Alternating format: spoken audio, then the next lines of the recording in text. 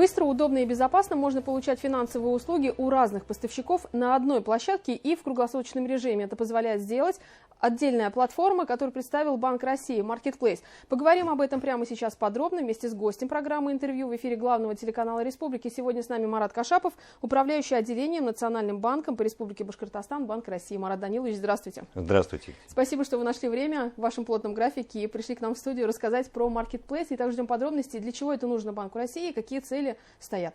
Спасибо, что пригласили. На самом деле этот проект очень большой. Это целая система платформ, на которых могут совершаться услуги, финансовые услуги, защищенно в режиме онлайн в любое время дня и ночи, что называется, во все дни недели.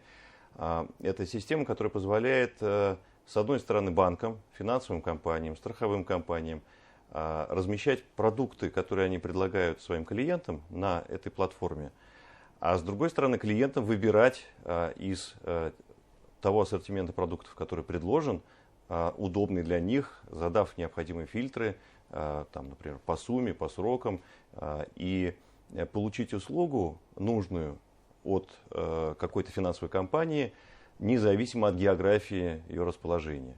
И что очень важно, вот этот проект, который 3 года реализовывался и завершился принятием специального закона 211 ФЗ о совершении финансовых сделок с использованием финансовой платформы, он положил законодательную основу для того, чтобы дистанционно как раз оказывать финансовые услуги на финансовой такой специальной платформе. В чем отличие от других торговых площадок Marketplace и Банк России? Ну, принципиальное отличие в том, что есть, конечно, торговые площадки, Marketplace, они известны. Да? Можно покупать товары, услуги, выбирать из разных поставщиков, есть агрегаторы.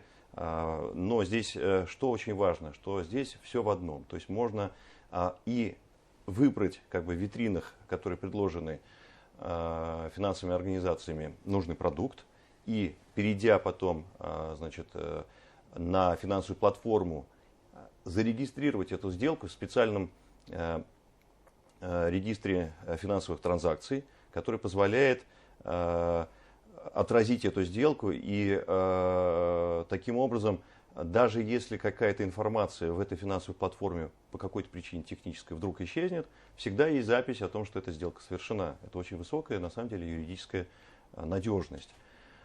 Есть специальные требования к системам информационной безопасности, защищенности, защиты персональных данных, которые обеспечивает вот такая система.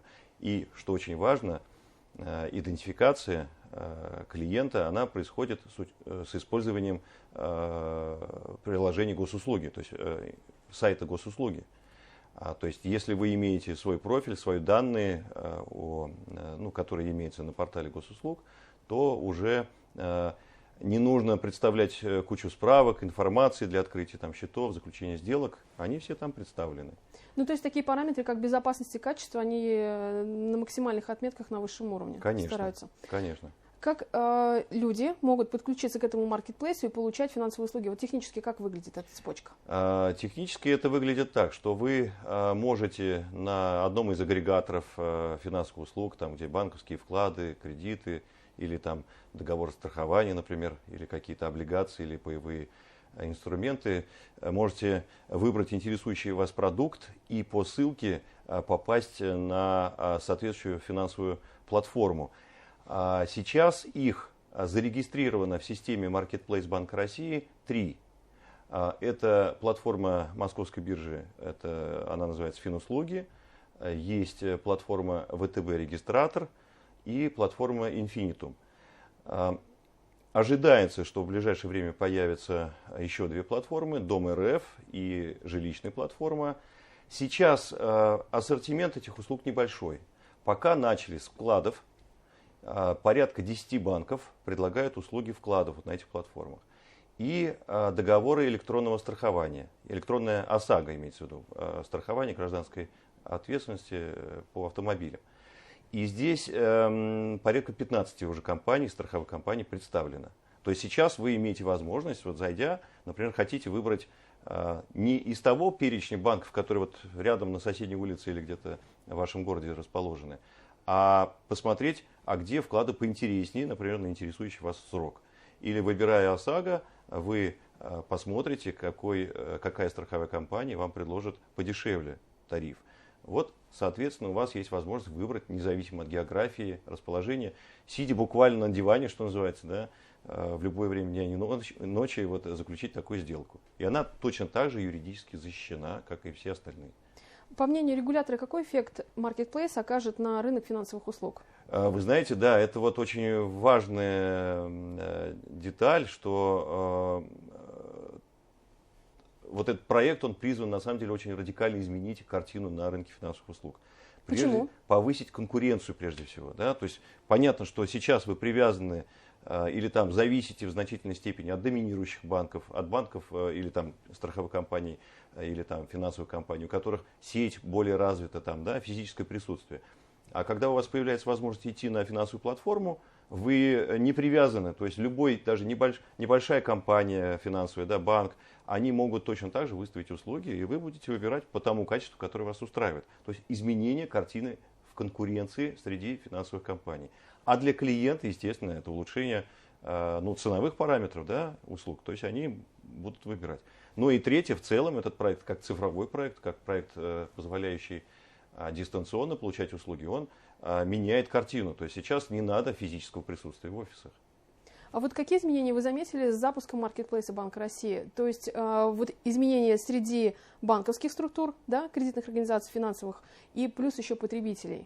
Ну, сейчас мы не можем сказать, что изменения радикальные, потому что проект только запущен. Вот я же сказал, там, ну вот представь себе, у нас и сотен банков, и там страховых компаний, пока представлен там 10 банков, 15 страховых, да. Проект расширяется, то есть банки по мере согласования технических там параметров и своих условий, они постепенно входят на этот рынок. То есть это как вот вы пришли на ярмарку, на рынок, да, там вот пока продавцов немного, скажем так, да, и продуктов немного. Но постепенно этот рынок будет большим, активным, бойким, можно сказать, да, и, соответственно, и будут изменяться и цены, конкуренция изменит, это все, картина изменится. И люди, конечно, изменят, скорее всего, свои предпочтения. Ну, вот для примера, я, например, сам попробовал выбрать вклад из того перечня, который там был. Взял и заключил сделку с одним из банков, который не из нашего региона, но вот там параметры, допустим, которые устраивают меня. Да? Может быть, кто-то что-то выберет другое, электронная ОСАГО. Скоро там появятся облигации, ПАИ, кредитные продукты, вот поподробнее про ипотека. Про продукты, да, пожалуйста, поподробнее. Ну вот я и говорю, что они появятся, продукты, то есть те продукты, которые банки сейчас, скажем, на индивидуальном сайте своим размещают. Но для того, чтобы выбрать этот продукт, вы должны пройти там десятки, сотни сайтов. Это же нереально, да? Вот по мере того, как вы увидите, что есть платформа, на которой вы можете всю палитру, представленную на рынке, увидеть по параметрам, там, по процентным ставкам, там, по каким-то условиям, то у вас, конечно, выбор облегчится. ПАИ, облигации, этот рынок сейчас активно развивается. Вот здесь, ну вот какие параметры вот этого взаимодействия всего тоже? Ну, рынок развивается. Я могу сказать, что да, у нас индивидуальные инвестиционные счета, брокерское обслуживание, доверительное управление, она растет. У нас по объему сделок за прошлый год, по-моему, по Башкортостану на 70% выросло, да, а по количеству счетов больше, чем в 2 раза. Мы в лидерах там, да. Да, один из регионов в числе лидеров по этому параметру. Сами размеры рынка пока небольшие. И сравнивая, например, с банковскими вкладами, конечно, там сумма небольшая, но она растет. Это говорит о том, что интерес есть у людей, естественно, они финансовую грамотность свою повышают и идут на этот рынок. Вот такая как раз платформа, она позволяет людям уже выбирать не вслепую, не от того, что там сосед кто-то что-то сказал или там как-то, да, а вот и не просматривая десятки сайтов, а вот в одном месте. Главное, причем, защищенными. что очень важно, защищенность, да, вот ключевой момент. Сделки, которые вы совершаете на финансовой платформе, они обязательно проходят через регистратора финансовых транзакций. Это специальный институт, который регистрирует каждую сделку, которую вы заключаете на финансовых платформах. Это дополнительная гарантия того, что любые данные, юридические сведения о заключенном договоре, они не потеряются, независимо от того, как работает вот эта финансовая платформа или там возникнут ли какие-то технические проблемы. Сегодня я назвал тех, которые только зашли, скоро они будут расширяться, но и Банк России считает, что по мере вот роста интереса к дистанционным услугам заполнение этой финансовой платформы будет больше и больше. Комиссия за сделки – еще один параметр. Комиссии сами финансовые платформы в принципе не берут. Могут быть комиссии самих там, финансовых компаний, допустим, да, банков, за конкретные услуги, но это принципиально не отличается от того, что они делали бы и не входя на финансовую платформу. Есть ли какие-то риски? Риски сильно не отличаются от типичных рисков, которые есть в интернете. Вот основной риск это то, что если вы невнимательны, вы можете попасть на подложные сайты. Ну, условно, там бывает же так вот, что одну буковку поменяли в названии сайта, а человек невнимательный попал на самом деле на какой-то фишинговый сайт, клон, который мимикрирует под реальный, и, соответственно, там может произойти утечка ваших персональных данных. Вот самое главное, надо быть всегда очень внимательным, убедиться, что название сайта и эта финансовая платформа есть в официальном реестре, и при каждой ссылке вы в этом убеждаетесь, что вы не попали на подложную. Но основная проблема, на самом деле, это не технические уязвимости со стороны, которые, ну, скажем, финансовых платформ. Там, я уже сказал, там высокая степень защищенности и тем более связка с порталом госуслуг. Это очень высокая степень надежности. Такую никакие системы не обеспечивают. Которые, тем более в пандемию, показала свою эффективность. Конечно, да. Самое главное, это то, что сейчас мошенники идут в сферу так называемого социального инжиниринга. То есть для этого не надо проникать, взламывать системы банков там, или финансовых платформ.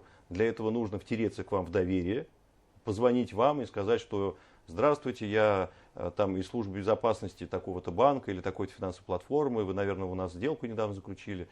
Да, и случайным образом даже попасть на человека, который действительно заключил сделку. А дальше вопрос уже психологии, а не техники. Да? Вот в этом, к сожалению, проблема. Поэтому еще раз напоминаем, что каждый в ответе за свои персональные данные, не надо разглашать никаких секретных паролей, значит, кодов с обратной стороны карточки и значит, подробностей, которые могут быть интересны как раз мошенникам.